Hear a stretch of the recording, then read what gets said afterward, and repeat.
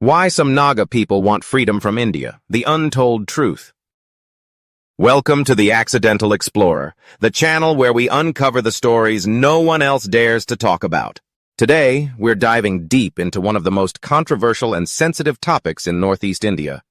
Why do some Naga people still want freedom from India? Is this just a fading dream, or is there a real movement still alive beneath the surface? For decades, the demand for a sovereign Nagalim, a greater Nagaland, has echoed through history.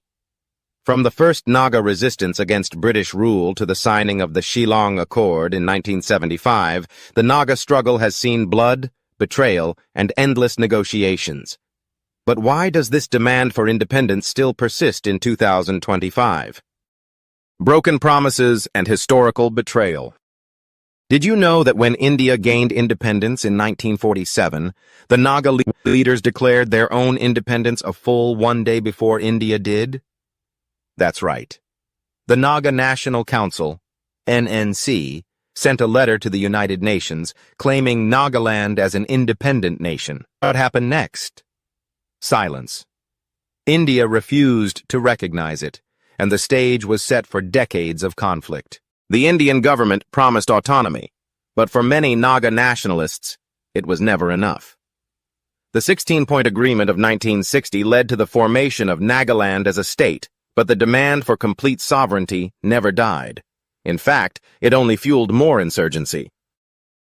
The underground government, a parallel nation? Here's where things get even more interesting. Nagaland doesn't just have a state government. It has an underground government.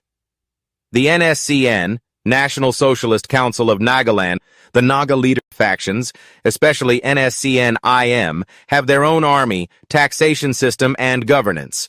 Some say they have more control over the people than the actual Indian government. For decades, ceasefire agreements have been signed. Peace talks have been held, but one question remains. If Nagaland is truly happy within India, why does this underground government still exist? The role of China, Myanmar, and foreign influences. Now, let's talk geopolitics. The Indian government has always feared that external forces, especially China, are fueling the Naga freedom movement. Intelligence reports have hinted at Chinese support to insurgent groups, not just in Nagaland, but across the Northeast. And what about Myanmar? Many Naga insurgent groups operate from Myanmar, using it as a base to avoid Indian military action. The BJP factor, uniting or dividing. With the rise of the BJP in Nagaland, the political landscape is shifting. The Hindutva ideology clashes with the strong Christian identity of the Nagas. Many fear that under BJP rule, Nagaland's religious freedom and cultural identity could be at risk. Could this be another reason why some still dream of breaking away? A realistic dream or an impossible struggle? So, where does Nagaland stand today? Is the dream of independence still burning, or is it just an illusion?